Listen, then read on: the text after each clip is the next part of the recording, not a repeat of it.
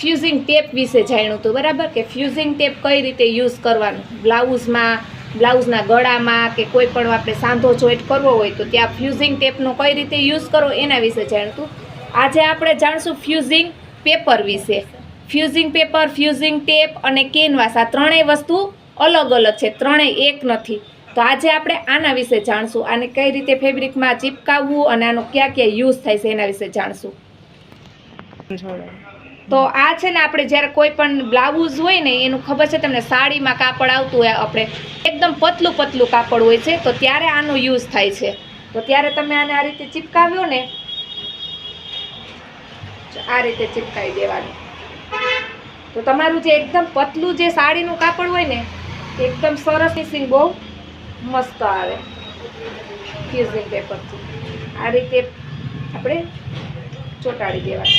જોજો આનું પછી બહુ કેવું ફિનિશિંગ છે એ.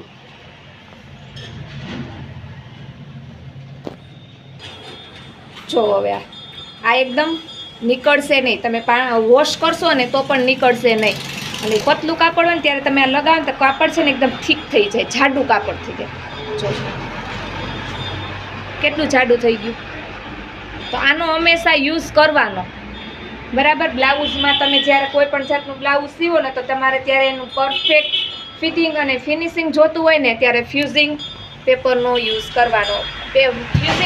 ફ્યુઝિંગ પેપર છે ને બે જાતના આવે છે, એક લાઇક્રા ફ્યુઝિંગ અને એક પેપર ફ્યુઝિંગ.